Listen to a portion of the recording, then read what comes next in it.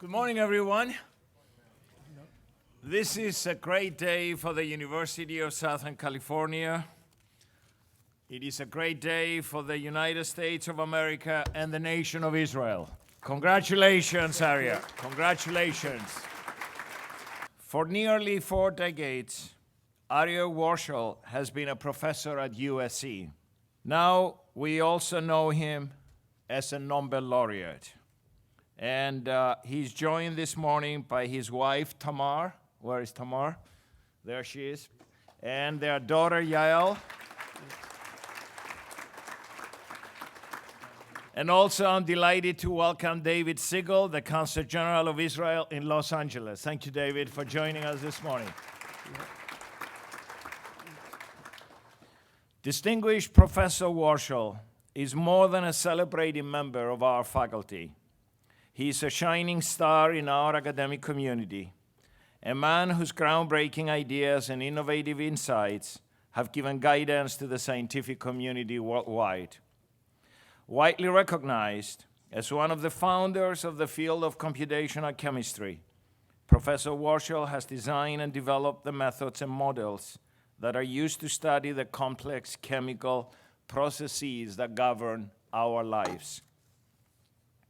As one of the very first pioneers to use computer simulations to study biomolecular functions, Professor Warshel, along with Professor Martin Karplus and Professor Michael Levitt, they have forever transformed the field of chemistry and forever changed our understanding of the world.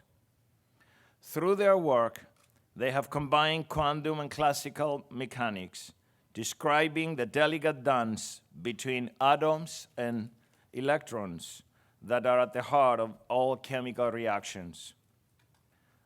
Since 1976, he has been a pioneering professor in our chemistry department right here on this campus. And this tremendous honor speaks volumes about the quality of his research and the quality of USC's faculty. Now, while it is a tremendous honor to win a Nobel Prize, right here at USC, when a faculty member wins a Nobel Prize, and of course, 19 years ago, Professor Olah won that Nobel Prize in chemistry, they also receive a reserved parking spot for life that they don't have to pay for it. So I want you to know, Professor Warshel, that I have already instructed the transportation department of the university to assign for you a parking spot and refund you for the parking that you already paid for this year. Okay. Sounds great. So you will never have to search or pay for parking on this campus again. So, ladies and gentlemen, it is with distinct honor and great pleasure that I'm presenting to you Professor Arya Warshel. Thank you. Congratulations. Thank you. Okay.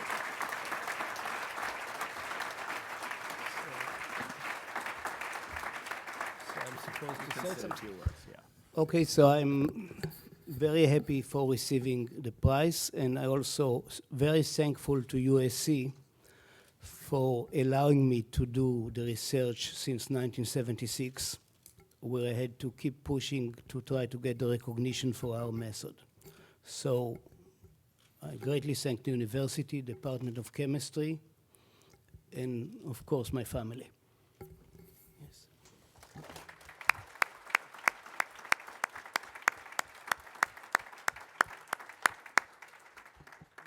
I would like to open the floor for questions. If I had slides here, it would be much easier. But I already spent most of the morning explaining it to different news organizations, including to the Israeli Prime Minister, who felt that he would not understand it. So, but in 1 minute I explained to him. So basically, proteins are the molecules that do the work of the body. And there has been a lot of work on understanding the structure of proteins. What was difficult to do is to understand how they actually work. Having the structure, let's say by X-ray, you get a chain of atoms going around, binding another molecules and doing chemistry with this molecule. Traditionally, people try to understand it by doing experiments, and here I will make a comment which might make some people unhappy, but we felt that when you have such a complicated system and you want to understand how it pushes the atoms around, how it works, you cannot ever do it without a computer because computer could handle many, many atoms and feel their forces. So we wrote computer programs that represent all the forces in the protein, like ball and springs, and then ask how this could be transferred to chemical reactions inside the proteins. And in order to do it, we have to combine the ways that chemists study small molecule, which is quantum chemistry, with the representation of the rest of the protein by classical Newtonian mechanics. So basically, we develop methods that allow you to understand how proteins do their work. I was always driven by curiosity, but if you, for example, want to design a better drug, you could use this program to see how strongly the drug binds to the protein active site. If you want to understand how an enzyme changes when you have a mutation, you could use this program to do it. And from my perspective, if you want to understand why a given protein works billion and billion times faster than the same reaction done by a chemist, these are the programs that allow you to answer these questions. First of all, 3 years ago, when I gave memorial lecture to Shneur Leifson, who was my PhD supervisor, one professor at the Weizmann Institute asked me, your lecture now sounds exactly for what you gave 40 years ago. So, which I always feel it's true.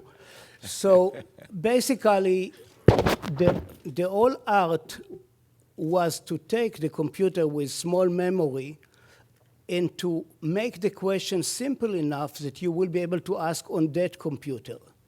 Now a lot of people are using these programs with extremely powerful machines, but most of the questions could be asked by the Golem computer at the Weizmann Institute in 1969, or by the next generations, some of the CDC.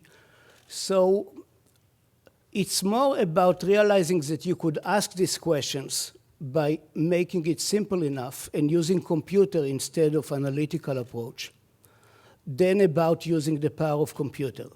Essentially, I frequently run into enormous troubles by saying that the most advanced computers of today are not really the way to ask the question. There are several ways to do it. One is to take the structure of the computer and the structure of a series of molecules that exist now in the NIH library, and to see which one binds the best. This is the easy one. This is what everybody else does. What we do is trying to be smarter, to build a computer which is smarter than the virus, which means that our program could also figure out how the HIV protease, which is one of the proteins of the virus, does its chemistry. So if you tell your model protein that I want to block you by a drug, you will mutate to not to bind to this drug, but you will still want to do your chemistry. So what the virus does when he changes, it tries to stay alive by doing chemistry, and it tries to mutate and not to bind the drug. Since we have the ability to calculate the chemistry, which other people don't, we could combine the calculations of the strengths of binding with the requirement that the protein will not do anything that make him dead. And this could allow you to fight resistance. I was on the second side of the bed at 2 o'clock. 2 o'clock in the morning. First, I check if they talk in Swedish accent to be sure that this is not a Frank, and then I was very happy. You should know that both the President of Israel and the Prime Minister, actually, they did call our central telephone services office in morning hours asking for the phone number of Professor Warshall. Yes. Yes?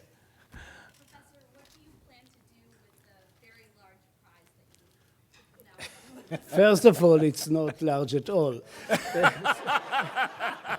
Second, I don't know if it is taxable.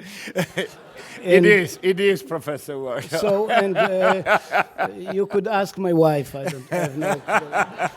Yes. Yes.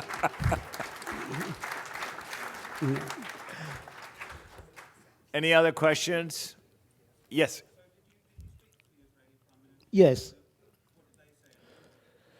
Each of them say they say that they are very proud and so on, and Netanyahu says that he does not think he will understand it. So I gave him 1 minute lecture. He understood it, and he says that from now on he will force his ministers to say whatever they want just in 1 minute. So, I had nothing else to do. It's very joyful work, very interesting. So it was not an option. Yes. I will keep solving problems of how different systems working. Probably continue to work in the same speed. All right. Thank you very much for joining us this morning. And Professor Warshall, congratulations. We're proud of you. Thank you. Thank you. Thank you.